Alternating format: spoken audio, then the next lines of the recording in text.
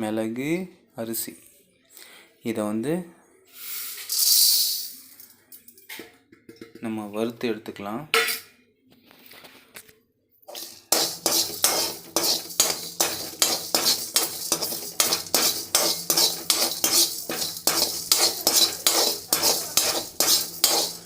மணமாக இருக்குது, வாசனையாக இருக்குங்க. மீடியமான அடுப்பு வச்சு நல்லா வறுத்து எடுத்துடுங்க.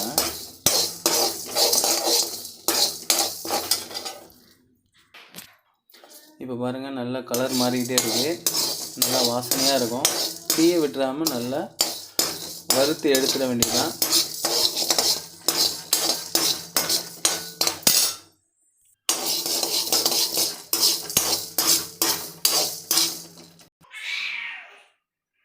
நல்லா வறுத்து தனியாக எடுத்து வச்சுக்கலாம்.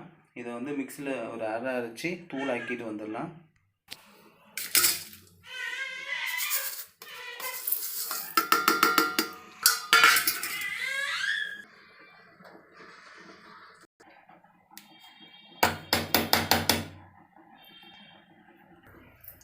அதே கடாய் நம்ம எடுத்துப்போம்.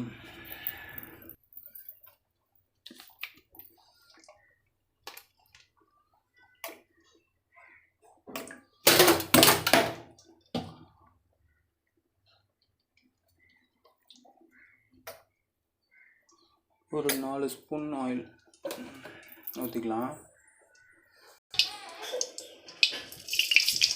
கடுகு, வெந்தயம் ஒரு ஸ்பூன் போட்டுங்க.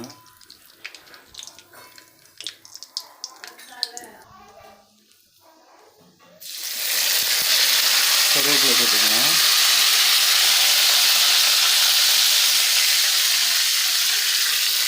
ரெண்டு வெங்காயம் கட் பண்ணி வச்சுருக்கேன், பெரிய வெங்காயம். அது அப்படியே ஆட் பண்ணிக்கலாம்.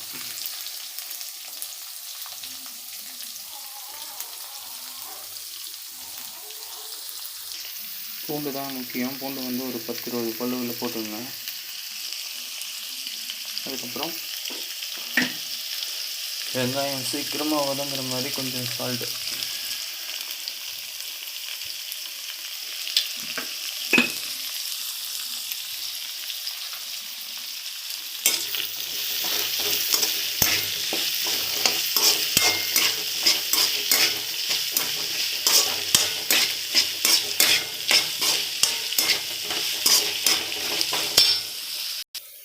வெங்காயம் நல்லா வதங்கிடுச்சு.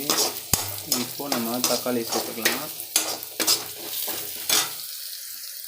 ஒரு 2 தக்காளி அரைச்சி சேர்த்துக்க வேண்டியதான்.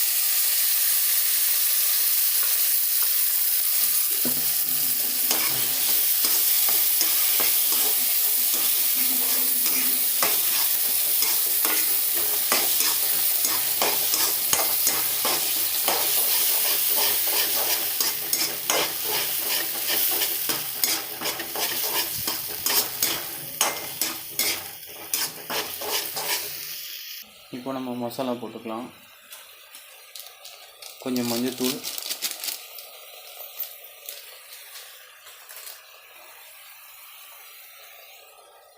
நம்ம அரைச்சி வச்சிருந்த அந்த மசாலா,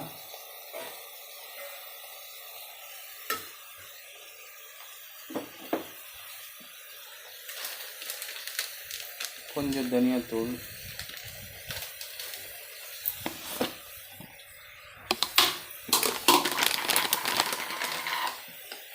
ரெண்டு ஸ்பூன் மிளகாத்தூள்,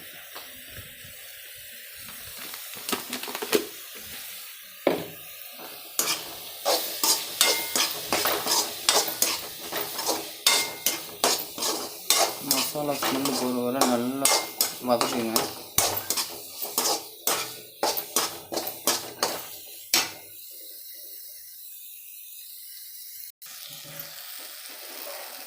பாருங்க, மசாலா ஸ்மெல் எல்லாம் போயிடுச்சு. இப்போ நமக்கு தேவையான தண்ணியை மட்டும் ஊற்றிக்கலாம். நான் வந்து ஒரு 2 டம்ளர் தண்ணி ஆட் பண்ணுறேன்.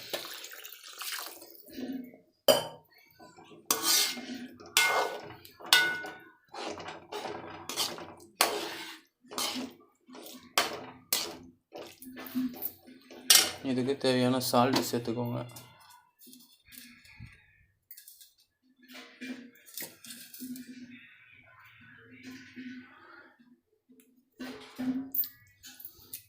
போட்டாச்சு. நல்லா கலக்கிட்டு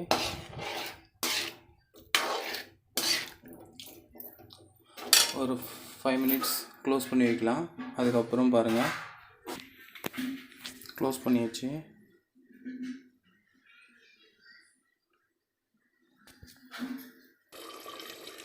திறந்து பார்க்கலாம் கைஸ். ஒரு 5 நிமிஷம் ஆச்சு. குழம்பு நல்லா கொதிச்சு வந்துச்சு. ஆயிலும் நல்லா பிரிஞ்சு வருது. அவ்வளோதான், ரெடி ஆகிடுச்சு குழம்பு. இதே மாதிரி ட்ரை பண்ணி பாருங்கள். வீடியோ பிடிச்சிருந்தால் லைக் பண்ணுங்கள், சப்ஸ்கிரைப் பண்ணிக்கோங்க. பாருங்கள், இப்போ குழம்பு நல்லா கட்டி ஆகிடுச்சு. இது 2 நாளைக்கு அழகாக கெடாமல் இருக்கும். இதில் கொஞ்சம் புளி தண்ணி மட்டும் ஆட் பண்ணிக்கோங்க கைஸ். கொஞ்சம் போல் புளி தண்ணி. அவ்வளோதான் கைஸ், குழம்பு வேறு லெவலில் ரெடி ஆகிடுச்சு. ட்ரை பண்ணி பாருங்கள். வீடியோ பிடிச்சிருந்தால் லைக் பண்ணுங்கள், சப்ஸ்கிரைப் பண்ணிக்கோங்க. தேங்க்யூ.